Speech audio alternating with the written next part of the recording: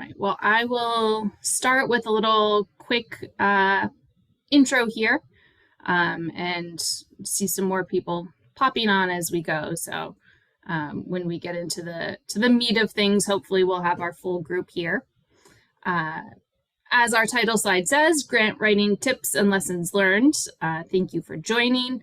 This is going to be a webinar about grant writing in general, and then also a bit about broadband. So if you are not entrenched in the broadband industry, that is okay. I think you'll still find some valuable information in this. As we go through, if you have any questions, please put them in the chat. Maria and Shelby are on here and they're monitoring that chat, looking for any questions, and we'll be sure to answer them either during the webinar or at the end. At the end, we're going to have an open discussion Q&A where everyone will come on screen together and we'll have a chat and have some good conversations about not only grant writing, but what's happening in the broadband space and the infrastructure space. So I did somewhat go over our agenda just now, but a slide about it too. Introduction, that's going to be who we are, then going into grant writing tips, some BEAD updates, looking into grant opportunities for broadband, and then again, as mentioned, our question and answer and open discussion session. So jumping right in, who we are Learn, Design, Apply. We are a grant consulting and management company. We work with public and private clients, and our organization covers all sorts of industries, not just broadband. So we do healthcare, K through 12 and higher ed, school safety, transportation, manufacturing, and all sorts of emerging programs that are coming out. So we really have a robust team that looks at a lot of different programs. But we do have a dedicated broadband team. So in 2021, we started out as 2 grant writers, and now we are a team of 5. So 5 dedicated folks who solely focus on broadband. So when a grant comes out, we read through that guidance many times. So we have a whole team with in-depth knowledge about what is required in a grant, and then help our public and private clients put together those applications. We also do a bit of consulting. So you're on this webinar. We have a consulting partnership that we have with BCPC. And so part of that is doing some outreach to let people know about opportunities and how to best get funding. So jumping right into what I'm sure many of you are here for, the grant writing. So you're about to write a parentheses broadband grant. You'll see throughout this that I do have some gifts. Grant writing is fun, even though it may seem daunting and scary. We think it's fun, so hopefully these gifts will help you feel it's a bit more fun as well. Jumping right in, well, first, as said, these tips can be applicable to any kind of grant. If you're doing an education grant, if you're doing a different kind of infrastructure grant, these are good things to know for any kind of application you're putting together. First off, read the fine print. So the end pages of any notice of funding opportunity or grant guidance have details that can benefit your application. Some of these guidances can be 90 pages or more. Who wants to read all that? You do, because it can really benefit you if you do. Those end pages in the application guides can have tips about what you need to expect. They can have insight into reporting requirements, which will be important when you're putting together your timeline. So reading those end pages of the guidance is very important. Footnotes contain clues about expectations. I know when I'm reading normal books, I usually don't look at footnotes. They're extra words on a page. I'm not interested. In grant guidance, you should be. We have found many guidance and NOFOs that have footnotes that have information about what reviewers are expecting. So recently we found a footnote, it was footnote 18 on page 37, that specified what they wanted cited. So reading footnotes can give you those clues about the expectations of grant reviewers. Rules can be in unexpected places. So this is kind of like footnotes, but really throughout an application, you can find different rules of the programs. So you will find at the beginning, typically there's quite a list of what they expect, what the rules of the program are, but those are scattered throughout. So by reading the whole application guidance, you're making sure that you capture all of those rules that you need to follow. Wording can guide your narrative. So you want to make sure that you note the terminology that is used in these applications. So using the phrasing that is used in the application guidance in the NOFO can make your narrative stronger. So make sure that you parrot, that you understand that language, and then have it reflected in your grant application. All of these tips together are going to let a reviewer know that you are fully aware of all of the requirements of the program, which is going to give you a competitive edge when it then comes to review time. Number 2, remember your audience.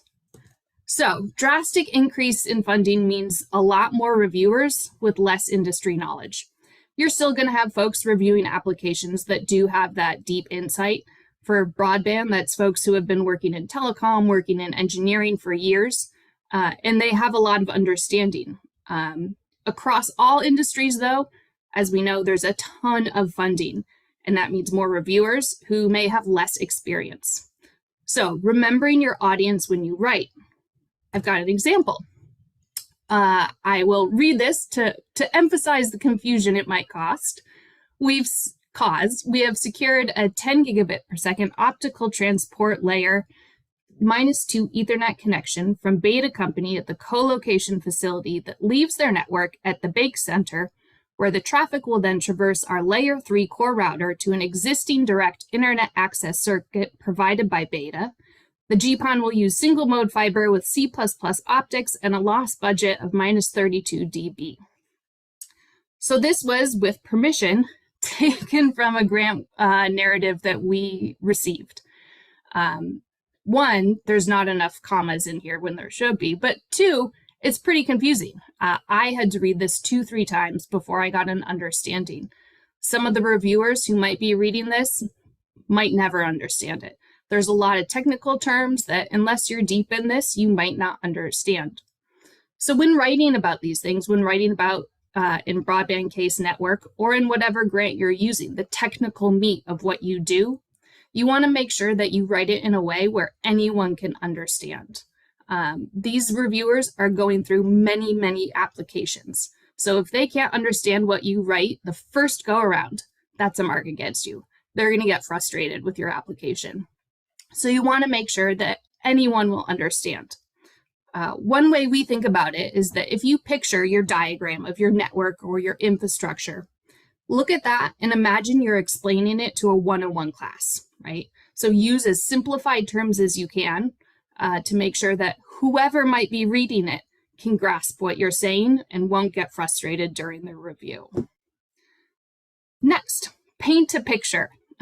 So for this one, don't state the statistics. Your project is going to focus on areas in need in broadband, that's underserved and unserved areas. These areas often have high socioeconomic need, and it's right to focus on these areas.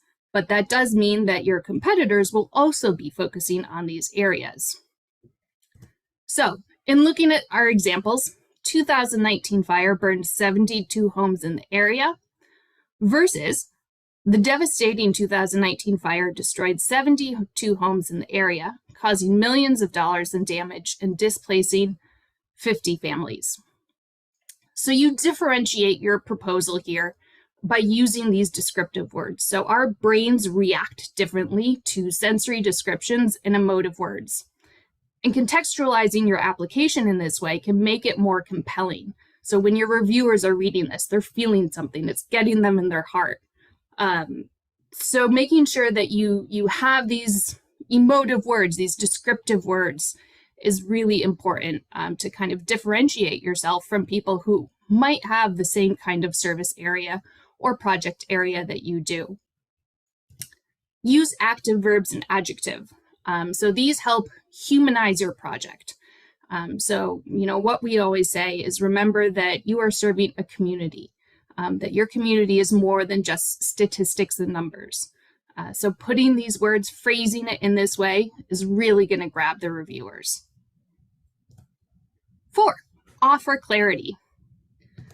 Make your narrative flow logically. So we have had grants that jump from paragraph 3 to paragraph 7 and then back to paragraph 5, and it is very hard to follow. So you want to make sure you avoid this confusion by composing a narrative that flows in a logical path. Again, this ties back into some of our technical narrative, right? We don't want the reviewer to get lost, to get confused when they're reading your application. Use consistent terminology. So my example here is going to come from Broadband, but this really applies to any kind of industry, any kind of grant application. In Broadband, we often see people using CPE, ONT, and these sometimes can be, they can often mean the same thing to different people, and you will probably have multiple people working on an application. So you want to make sure that you are using consistent terminology for something throughout the application. And again, this is going to offer that clarity that the reviewer needs to know what you're actually talking about. So choose a term, choose an acronym, and stick with it. Include all steps of your project. For this, think about what happens to get from point A to point D. These steps might seem self-explanatory, but including them presents a well thought out project, and it's going to show the reviewer that you know what you're doing. You know what those smaller steps, what those minutia things might be. And again, that's going to display your knowledge and that you are ready to take on this task. So even if it's a small one, make sure you include it and get all of the steps in. So there's no confusion about, hey, how did you get to your end result? So making sure that you include every step that you do is important to show the reviewer that you understand your project and what it takes to get it done. Take a break. So this might, again, seem simple, but it is so important. Ideally, you can take a break for a few days, but even if you take a break for a few hours, when you return to it, you're going to have a clear perspective, a fresh perspective, and you're going to be better able to do all those previous points there. So what we want to avoid is this. We do not want our readers to read your proposal and have this reaction. So make sure you are taking a break, following these points, and offering the clarity so there is no confusion. So our next point, number 5, edit, then edit again. This seems an obvious one, but it is really worth emphasizing. So do a substantive review and a grammatical review. So it's important not just to look at the grammar to see if you're using your principal and principal spellings correctly, your there, and theirs, but doing a substantive review. So that means reading through your grant to make sure that you have met all of the requirements, right? So if you follow step number 1, you've read through the whole guidance, through the whole NOFO, you know what's expected. So doing this substantive review to read through and make sure that you captured all of the things that they're asking of you. Utilize technology tools. So our brains are great at predicting what words should be present. We read a sentence and our brains will fill in a word even if it's wrong, even if it's not there. So you might miss these mistakes. Both Google and Microsoft will read your document out loud to you. When you hear it going out loud, that's when you're going to catch, hey, there's a missing word, or that word is wrong, it's spelled wrong. Hearing it can help catch these mistakes. If you're like me, sometimes you get really tired of the robotic voice. You don't want to use Google or Microsoft speaking out loud to you. Another tip we have for this is to try reading your grant backwards. So if you read your grant backwards, that's going to force your brain to pay attention to all of the words that are in there. And that's going to help you catch those missing words that might not be present. So, you know, if you're like me and you're done with the automated voices, reading it backwards is a great way to catch those errors. Use members of your team and other departments. So if you are like me, sometimes you type faster or you think faster than you type. And this can result in strangely worded sentences and sentences where, again, those words are missing, too many words, or sometimes just a jumble that it makes no sense at all. It might only make sense to you. So Again, you may have those sentences where even it might make sense to you, but someone else will read it and they'll have that, what is she trying to say? I don't get it. So that's where you use members of your team and other departments. So your team is going to have that industry knowledge to understand what you're saying. And your other departments are the ones who are going to be able to read and say, I don't get this part. So using both will make sure that you have that application that 1 is grammatically correct, that 2 makes logical sense, and 3 can be understood by anyone. So that internal or that immediate team and other departments are great for doing this editing review. And having that make sure that what you intend to say is perceived correctly by whoever is reading. Take a break. So again, take a break. I can't stress this enough. Take a break, take a walk, a nap, a drink, binge watch Schitt's Creek. Remove your mind completely from the grant and then come back to it. So you will catch all sorts of things that you may have missed if you're reading it over and over. So if you are doing your review by reading it through and then reading it through a second time and then a third time, you're going to start to have it blur together, and you're not going to check you're not going to find the mistakes that you're trying to check for. So take the break, let your mind reset, and come back to it. And that's where you'll be able to see, did I catch these 5 points? Do I know what I'm doing? Did I capture everything? Will a reviewer be able to understand this? Is it going to be emotive? Is it going to make them feel something? Have I differentiated myself? And am I spelling all of my words correct? So take the break and come back. You do all these steps, you've wrote a broadband grant. You can be Moira here. You can do your celebration. You can be proud of yourself. You have written a grant. And following this, probably a very compelling and competitive grant. Moving on, though, and this does get a bit more now into some broadband, there's more than just the grant writing. So you may have a beautifully written grant that might be compelling, that might tug on their heartstrings, but there are other parts you need to have too. So the not writing part. This is going to be your maps and financials. So first up, your audited financial statements. You want to make sure that you have these ready. 2 to 3 years of audited financial statements is typically what we're seeing. Pro forma financials, so your projections of your project. We've seen 3 years, 5 years, but recently we've seen 8 to 10 years being requested for pro formas. And it can be a little confusing because who knows what's going to happen in 10 years. But making those educated numbers is going to show that you understand your industry, you understand trends, you understand what's going to be happening, and can make some educated estimates for the future. Nitty-gritty budget details. So we really recommend getting down to the minutia of your budget. We have had ones sent to us that have a line item that just says materials. Not acceptable. You can't say $3 million materials. You need to really get down to it. So what are your materials? What is the equipment? Showing that you can justify this probably very large investment the reviewer and the granting agency is going to make for you.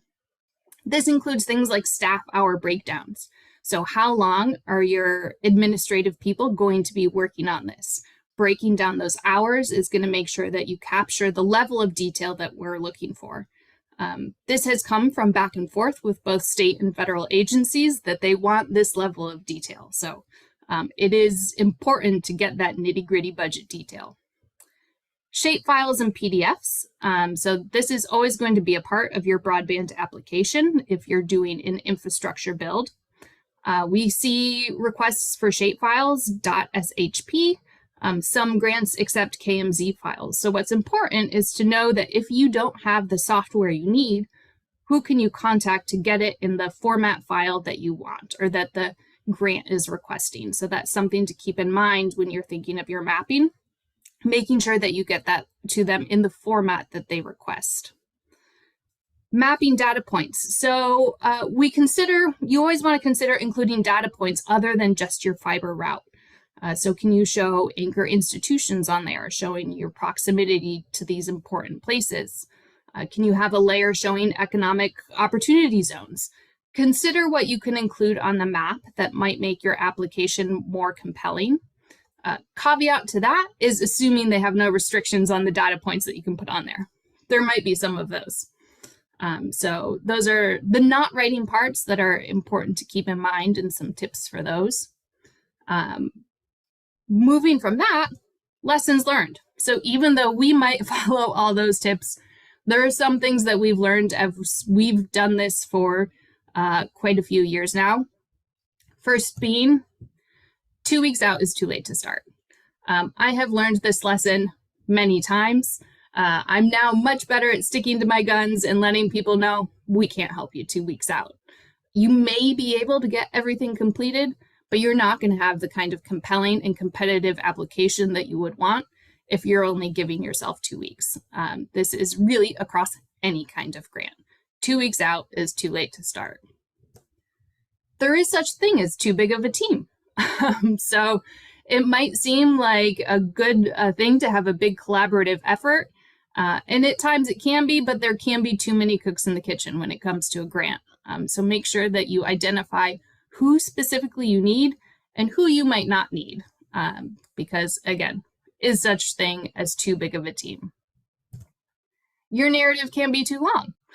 So what we've been seeing quite frequently is word restrictions. So in that case, yes, your narrative can be too long. If there are no word restrictions, your narrative can still be too long. So I mentioned earlier, paint a picture with your narrative.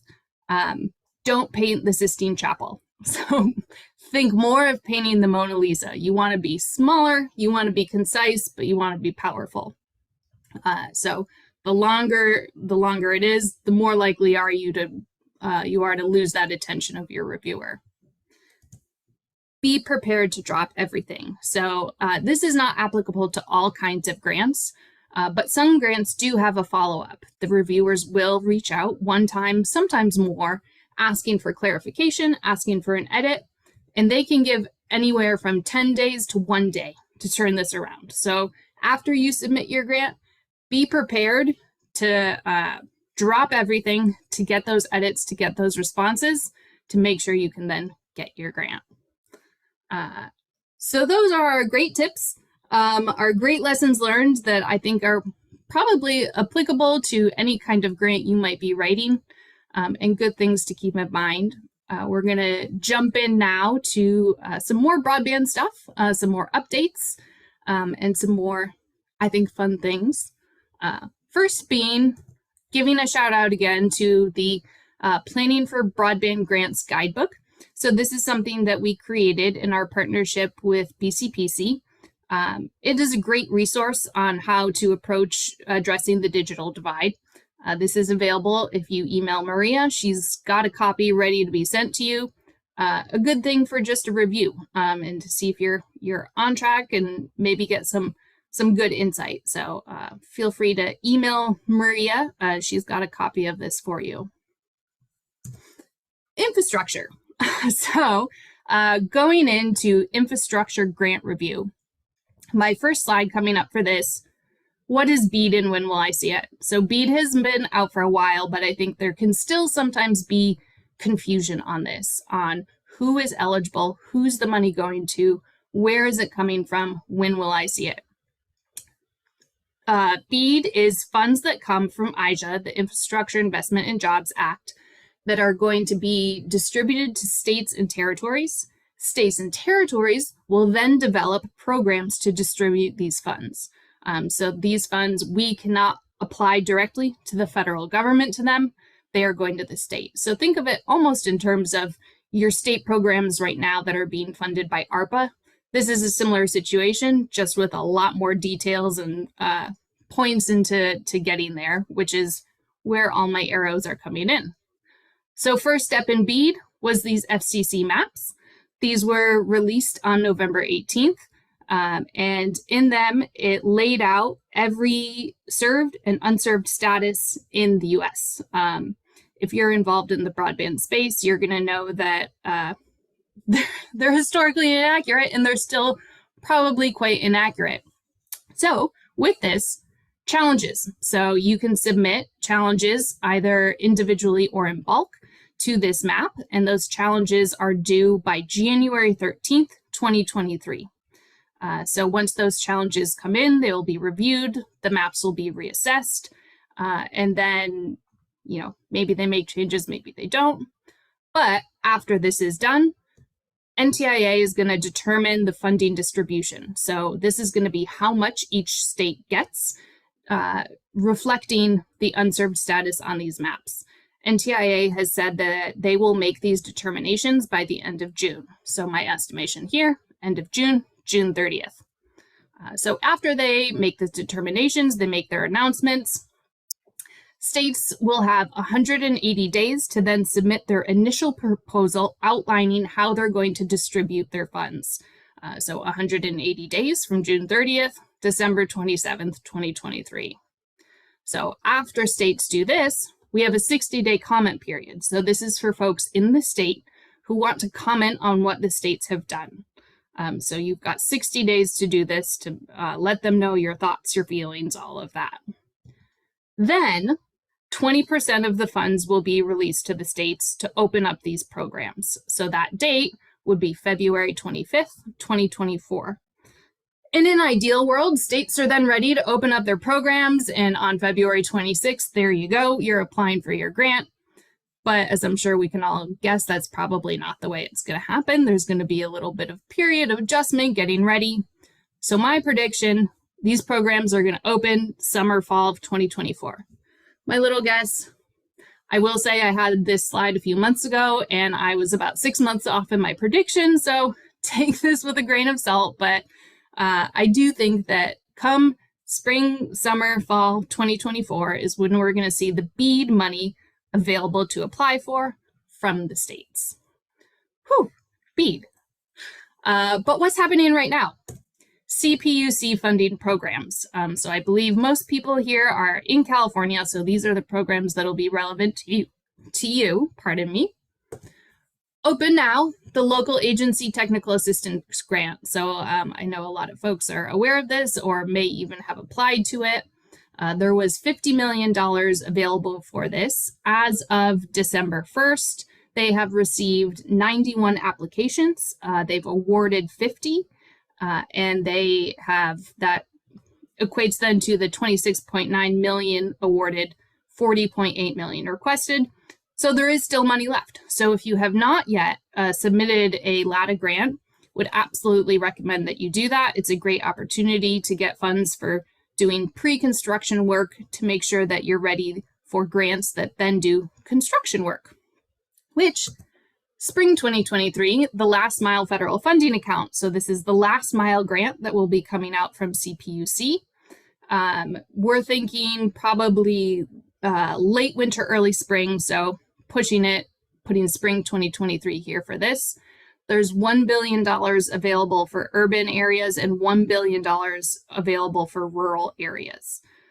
So these projects then must be completed by 2027, which then goes back to why it's great to get a lot of funds now, because that's shortening your timeline of what you might have to do for the last mile grant.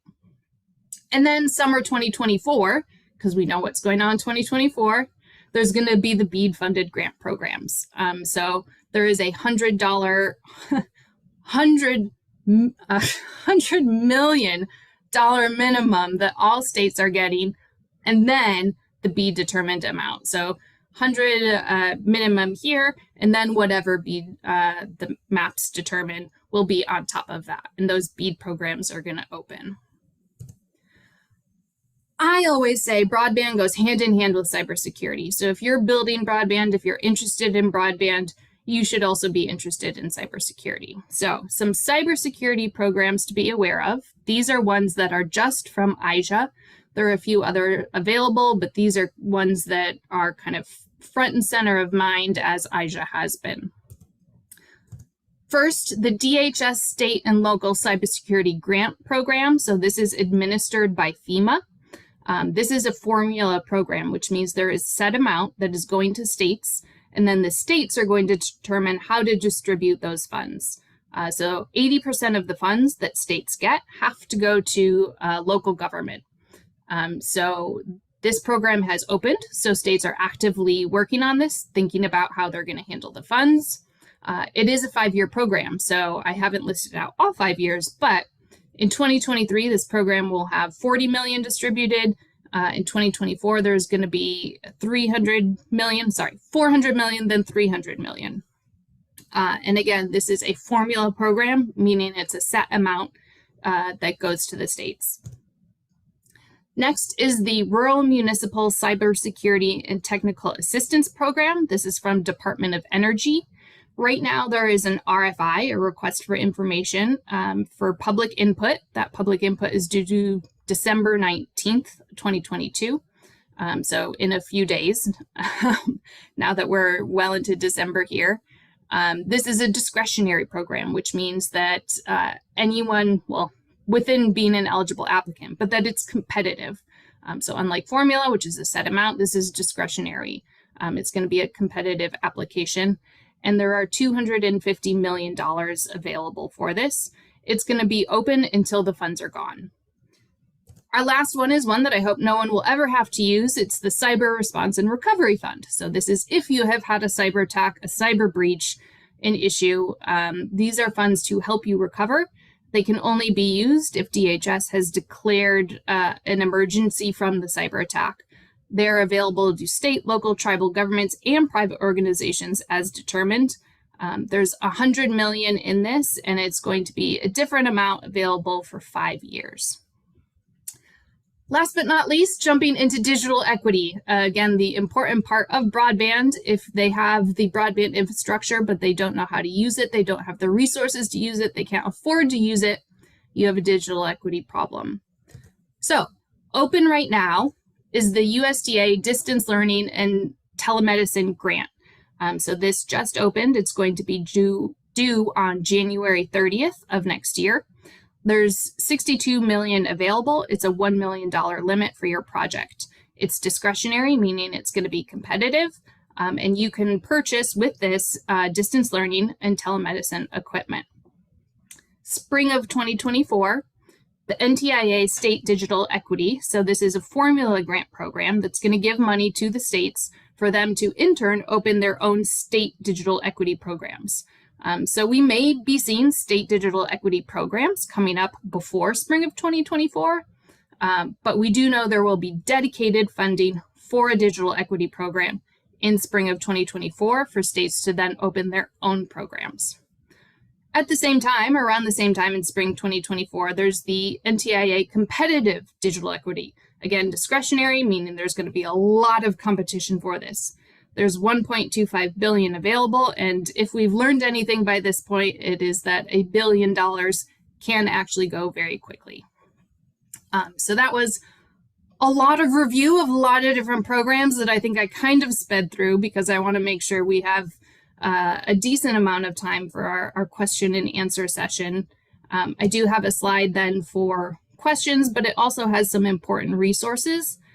So this slide deck will be emailed out to all attendees, so you can look at this and hopefully take a peek at these. These are going to be good for doing speed tests, which are great. Internet for All, which is going to give you information on federal programs, and then Broadband for All is the California one that will talk more specifically about California, but other programs in general. And then I just do have to do a quick final Schitt's Creek GIF of clapping. This is my information. Again, the slides will be sent out, so you can have both the GIF and my contact information. Okay, I'm going to stop share, and then I believe figure out how to make all of you visible,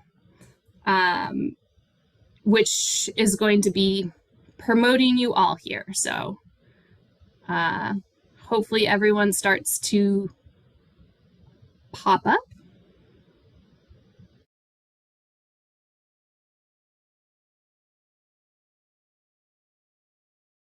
Here we go. Hello, everyone.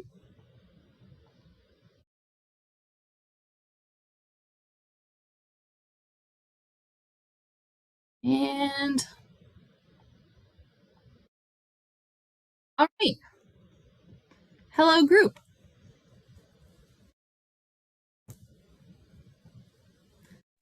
So going to, again, any thoughts, any questions right now? I do have some questions that are ones that we typically get, but wanted to open up to anything that might have come through. I know Maria and Shelby were monitoring our chat if anything popped up there. Just one question for my email address to send the book, That is a very important question too. Which I did. I'm glad it was asked. And Maria will also be sending the slides, so you'll get a double email from her. So one thing I will pop into is going back to one of the slides when we talk about having too big of a team.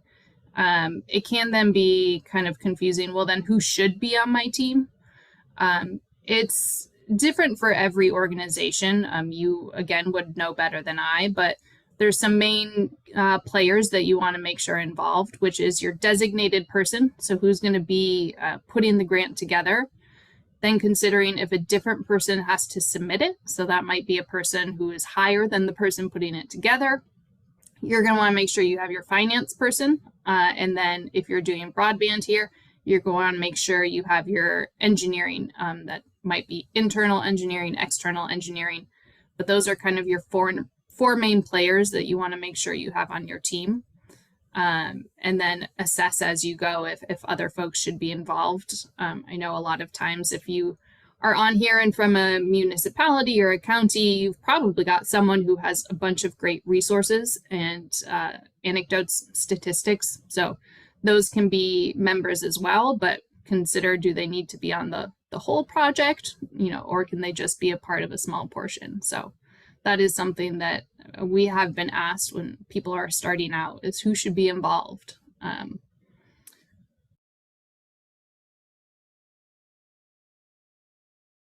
Megan, I think looking at the participation list, and I'm not sure people can unmute themselves and ask questions, but I hope they do if they want to. A lot of the people are going to be looking at some of the digital equity and inclusion grant funding, and want to let people know that the data is really important. And so, when you think about that team, or you think about what information you're going to need, or you're going to want to develop your digital inclusion or your digital action planning, you're going to want to understand what data you're going to need. So it may be a little bit different, but it's still similar. So absolutely. And that's another kind of point of who do you want involved, is who has that data, who's collecting it, who do you know that is able to assist in collecting it. I will say absolutely for digital equity, that's important. This is something I mentioned if you were on our previous one, is that there are probably a lot of people out there, maybe not a lot, but there are people out there doing digital equity work already that can have the resources, have the methodology of how to get that data. So when you're doing that work, you don't need to reinvent the wheel. It can seem daunting if you have a big area you're trying to cover. But there are folks who do that. So definitely looking into that, utilizing that. I know Shelby is probably very aware of people in that space who are doing work. And she's also, not to speak out of turn, but available for questions and thoughts and help on that. But absolutely. And when you look at, again, that amount of funding that's coming out, these are going to be oversubscribed programs. So making sure that you have your compelling data and as much of it as you can will be important. Absolutely. We have a question in the Q&A. How long is the CPUC taking to make decisions on awards? Great question. I know, right? For the LATA grants, we have seen some turned around in a month. Initially, that was what they promoted, that they would be making decisions in a month. It will then kind of come back to this follow-up part where they're seeking clarification. And so if you do have some back and forth seeking clarification, that then can take a little longer. The final point is what kind of organization you are. So if if you are, a COG or a CAG, you have a longer process because it has to go to review. And also, if you're asking for more than the 500,000, it's going to be going to review, and you will have a longer process. So they say 1 month, but it could be up to 3 months is kind of what we've been seeing. It's rough, right? Because if the infrastructure is opening in the spring, you want to have all of this work done. And so we'll kind of see, but thus far, that's been the timeline. I don't know if Maria or Bill, I know you've been monitoring things closely as well. We had an interesting thing came up this morning from a city wanting to get down in Ventura County, a city applying for LATA that wants to submit, but in the conversations with CPUC, they've been asked to contact the county and who to talk to because of the deconfliction of the overlap. Absolutely. Yeah, and so I'm in tracking down who signed the affidavit at the county level. I mean, that is the assurance that I think CPUC is looking for, that there won't be an overlap when a city applies. And so I just think people need to, from the public side, if they're going to get LATA funding, they need to be aware that there is this overlapping conversation, and providing some kind of assurance that you're not overlapping with the county or the region at overall is part of what you'll have to write in the proposal and provide. Yeah, correct. So you can be, if you're a city and the county has applied, you can still apply as long as what you're doing is different. Yeah. So they don't want to give out funds for 2 different groups to do the same thing, which is good. Like it's good they're being good with the money that way. But yeah, in a good way, if you're not sure if the county has, and or you're not sure who to reach out to or what's happened, CPUC is posting on their website regularly who has applied, who has been awarded, and who is in review, along with a description of the proposal. So if you're also a little curious as to what folks are doing or what's allowed, they do have all that posted on the website and can be good to review. You touched. Oh, go ahead. Go ahead. Another question I had was related to adoption grants from CPUC. And because there is such a lead time for the BEAD funding, I was thinking that perhaps they would be a resource for the coalitions in preparing for the BEAD funding. And I just wondered if you had any feedback one way or another, if that was a good idea or not. I mean, I don't know if that's possible. I haven't been that close to those particular grants. I got the contact at CPUC that is administering those grants this morning. I think I want to ask the question, but if the coalitions can be armed with resources from CPUC in advance of BEAD, I think that's something that we want to push hard for. Absolutely. And while it's, we have there on the timeline that the funds are 2024, they're working on it now. So they're putting together their programs now. They're thinking about it. They're looking at what's going on in the space. And so, it's an active thing. So certainly, I know they are probably interested in what's happening to make sure that they get this right? We don't want to be throwing spaghetti at the wall and see what sticks. So they want to know what's happening and collaboratively make sure that it's spent right, which can mean having resources and certainly providing insight into what they're thinking, what their approach is. So absolutely to communicate with them. I would say that across all kinds of projects, can help to know what they want to see. So you know how to put your programs and your proposals together. And it is a long way, but again, there are kind of these other smaller opportunities. Some of them are a bit more narrow in scope, like the DLT program right now.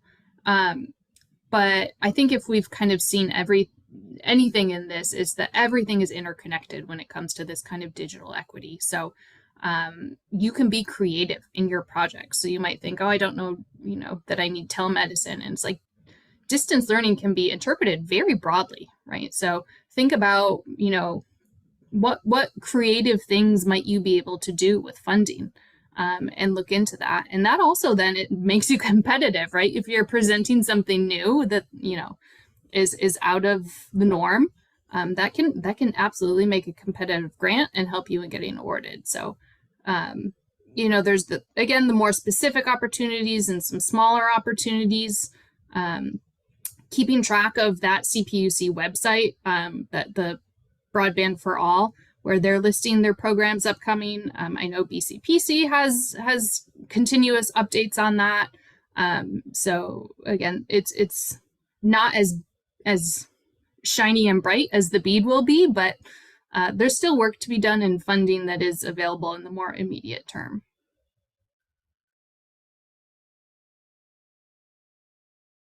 Megan, there was a follow-up question, and you did answer it, but in addition to what you said about the types of follow-up from CPUC, is there any other kinds of clarification that you've been seeing during the hearing process?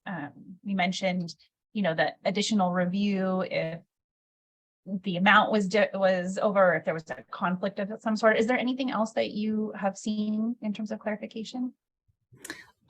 So what we've seen for clarification is a lot of that breakdown of details. So what we've seen is, if you're requesting funds for administrative work or staff hours, if you're presenting, if your budget shows that you're requesting a certain amount for a certain kind of work, we've seen follow-up of saying, show us how many hours and what that rate is. So that kind of then pushes back to our point about your nitty-gritty details in your budget. So what we've seen for follow-up is a lot of that. There's been a few cases of, hey, can you get this letter or that letter, or, a clarifying point. But usually from what we've seen, it's been coming down to the money, which, I think is definitely what you want to be aware of and considering. I know we have a raised hand. I don't know if it's because I forgot to take you off attendee mode or if you have a question, but either way, Alyssa. Hi, my name's Elisa. I'm a pediatrician in very, very rural Alaska.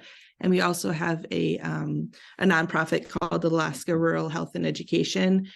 And we'd like to apply for the ACP outreach grant. But my block right now is, so I've moved 3 times during the pandemic, and so has my nonprofit. And I registered on grants.gov and was told that it was the wrong address. And now I forgot which address I put in. So I just need some help around that. And I was wondering if you guys could help me or know of people who could help me. Yeah, no, we can definitely provide insight and helping for navigation of grants.gov on this slide deck, or if you want to, I'll throw my email into the chat. Okay. We can give advice and point you hopefully in the right direction for that. Great, thank you. Grants.gov can be a confusing place. Okay, I'm just throwing this into the chat.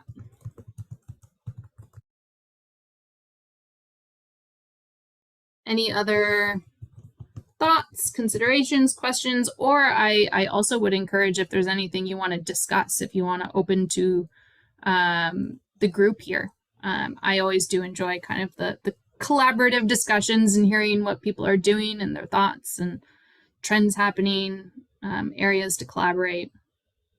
So open for any of those comments as well.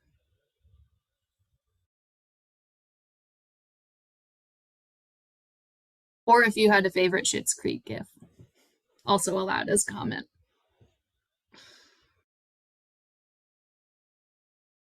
All right, well, I will say, if not, Maria shared her email address. I shared my email address. We'll make sure that when we send out the slides, we'll get Shelby's email address in there if you don't already have access to it. 3 great resources for, when it comes to grants for digital equity, any broadband infrastructure. Hopefully we'll be able to help. One more question. When is the ACP grant program opening? So it's open right now, and it'll be closing in January. I believe it is January 19th. That feels right. Could be wrong. January 17th. It's due in January. In our follow-up email, I will also have the specific date of when that is due, but it is open right now. So it's a relatively easy application as well. It doesn't require as some of the kind of in-depth things as we might see in other grants, including the DLT or certainly broadband infrastructure ones. So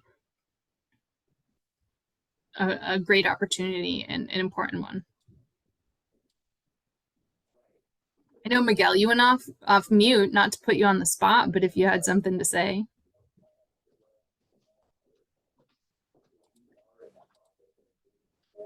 On the spot. Well, anyway, I will say thank you everyone for attending. Hopefully, again, you were able to get a little bit of good insight, a little bit of more knowledge than you might have had coming into this. And we'll send out materials and are here for any questions you might have after. All right. Thanks, everyone. Thank you. Thank you. Bye. Bye.